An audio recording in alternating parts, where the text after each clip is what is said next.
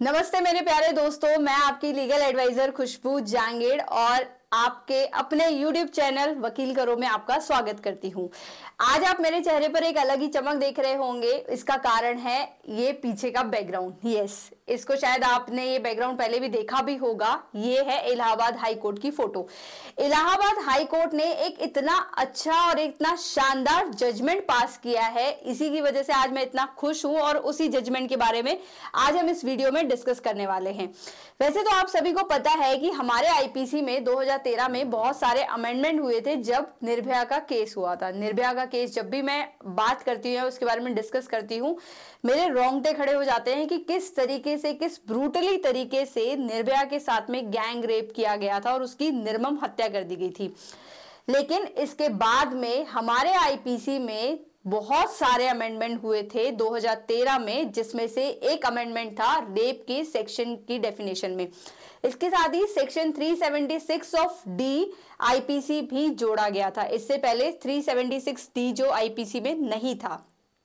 जब 1860 में Lord Macaulay ने आईपीसी बनाई थी, उस वक्त भी ये सेक्शन नहीं था, क्योंकि उस वक्त जो है इतने ज्यादा क्राइम नहीं होते थे और इस तरीके के स्पेशली क्राइम होते ही नहीं थे। जिस तरीके से निर्भया का केस देख लो या फिर प्रियंका रेड्डी का केस देख लो, ऐसे बहुत सारे मतलब अनगिनत केस है जिनके बारे में मैं आपको डिस्कस करूं तो ये पूरा एक वीडियो क्या एक दिन भी कम पड़ जाएगा। इतनी ज्यादा हैवानियत होती है महिलाओं के साथ में।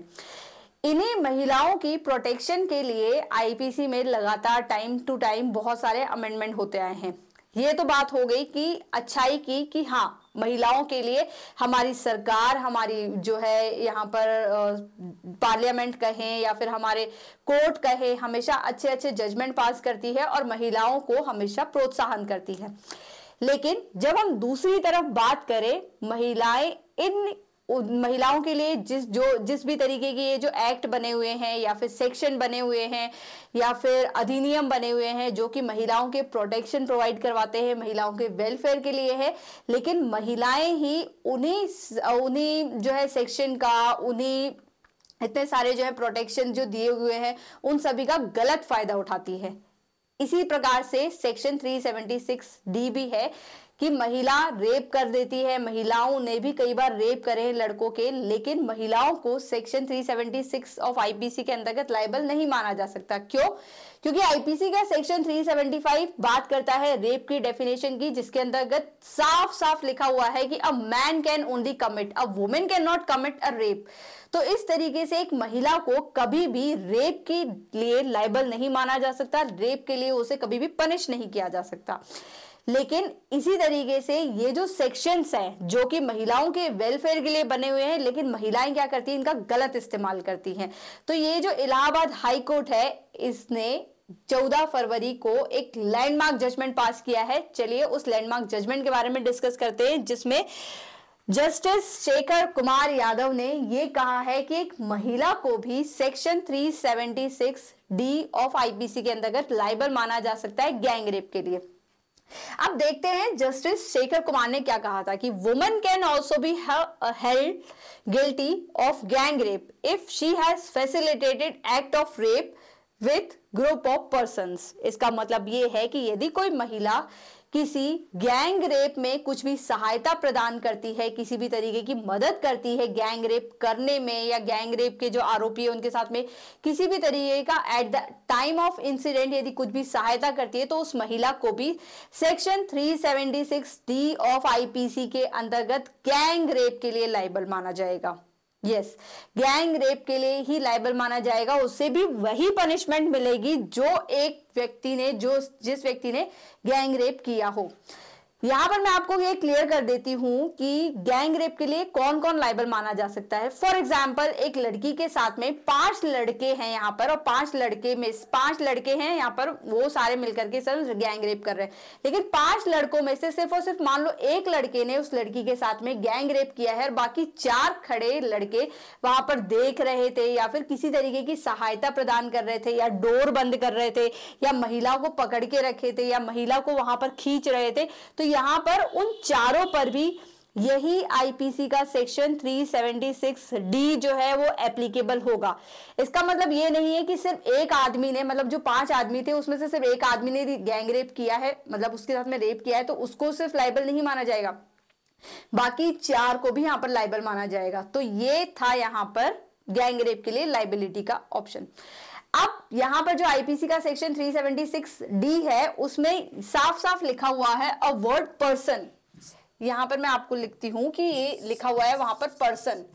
अब यदि हम पर्सन की डेफिनेशन को पढ़ें या फिर पर्सन को हम यदि इंग्लिश डिक्शनरी के अनुसार यदि पढ़े तो पर्सन का मतलब होता है कि उसमें मैन भी इंक्लूड है, वुमेन भी इंक्लूड है और एक चाइल्ड भी इंक्लूड है। तो इसी वजह से इसी का ही इंटरप्रिटेशन इलाहाबाद हाई कोर्ट ने किया है। पहले इस केस का नाम जान लेते हैं। इस केस का नाम है Sunita Pandey versus state of UP and others.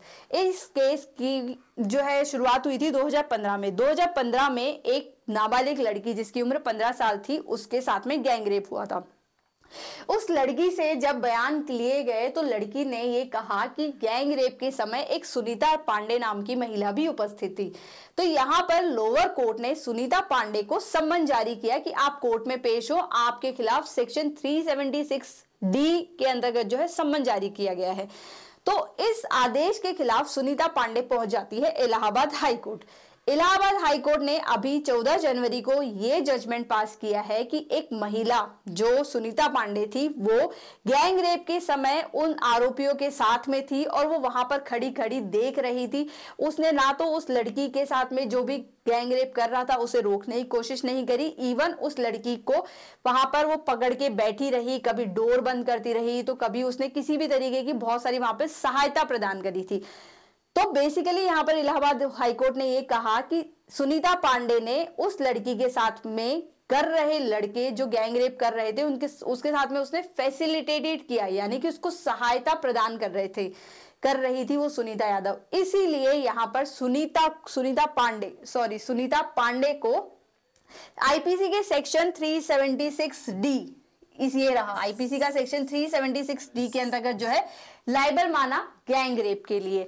अब ये जो पर्सन वर्ड है मैंने इसलिए बताया क्योंकि आईपीसी के सेक्शन 376 में स्ट्रिक्टली लिखा हुआ है कि a person can commit a person का इंग्लिश डिक्शनरी जैसा मैंने बताया मैन भी है, वुमेन भी है, चाइल्ड भी है। इसी वजह से इलाहाबाद हाई कोर्ट ने इसको इंटरप्रेट किया एक बार फिर से कि यहाँ पर एक महिला को भी गैंग रेप के लिए लाइबल माना जा सकता है।